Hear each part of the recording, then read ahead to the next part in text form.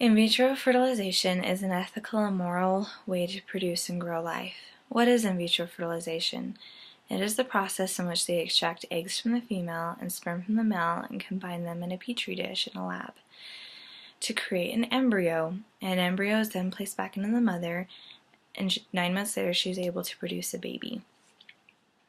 People believe that in vitro is unethical for these reasons. The embryos made by the in vitro process are live human beings, and because in vitro doesn't have a set success rate, they need to extract a lot of eggs and sperm to be able to create enough embryos for a success rate. So you can either have from 0 to 20 embryos after an in vitro process. You can't have 20 children, so what do you do with the rest of the children? In a study done by the UK, over 2 million embryos were lost during in vitro fertilization. Is this ethically or morally right? 2. Children conceived with assisted reproductive technology or in vitro have about twice the risk of a major birth defect or low birth weight than children conceived naturally, and this was done in a study in America and Australia at fertilitycare.net.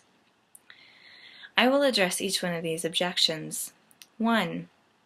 The embryos made by the in vitro process are live human beings, and the ones that are usually discarded, donated to science, or otherwise experimented on. I see this as 3 different arguments. A. The process must be unsuccessful if so many are lost. B. The sheer volumes of unborn deaths. And C. Are the extras used inappropriately? I would like to address A and B first. According to the Society of Assisted Reproductive Technologies, the approximate chances of giving birth to a live baby after in vitro is 43% for women under age 35, 36% for women aged 35 to 37, 27% for women ages 38 to 40, and 18% for women age 41 and over. You may look at this and think the percentages are really low. However, in a natural pregnancy, women are not as heavily monitored as in vitro. In vitro, women are monitored every week, so they find out within a week or 2 whether or not the embryo took. In a natural pregnancy, a woman may not find out that she's pregnant from week 1 to week 8 until she misses her first period. In our infant development class, we have learned that between week 1 and 8, over 80% of all embryos are discarded or not used, and a mother doesn't even know it. That is a really high percentage, much higher than in vitro, and in fact it shows that in vitro is more successful than a natural pregnancy is. B. So what do you do with the excessive embryos? There are several options that you have before you. One is donating them to science.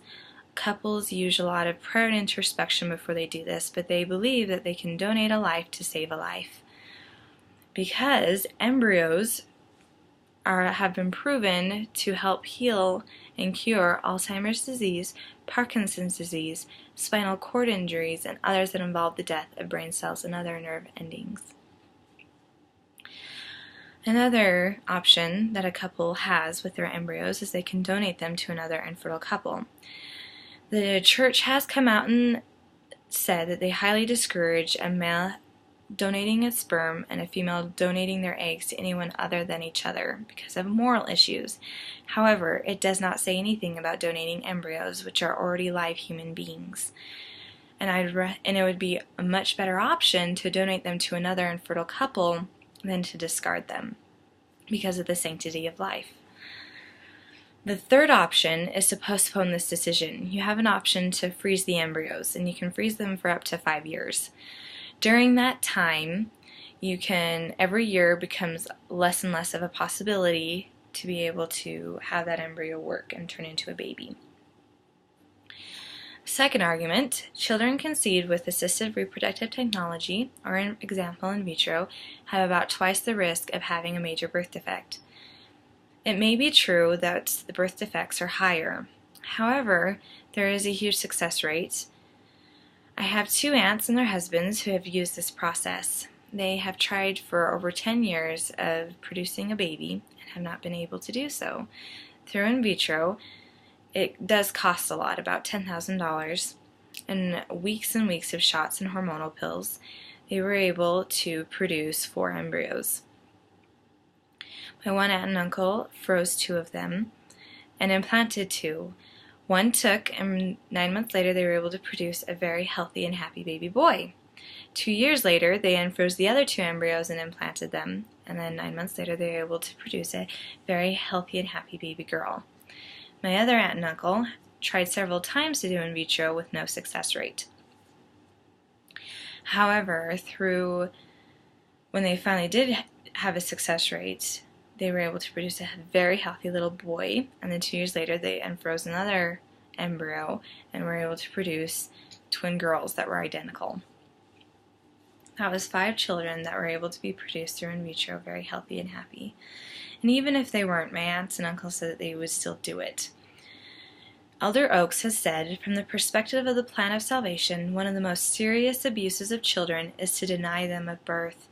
There is a tragic irony in the multitude of children eliminated or injured before birth, while throngs of infertile couples long for and seek for babies to adopt.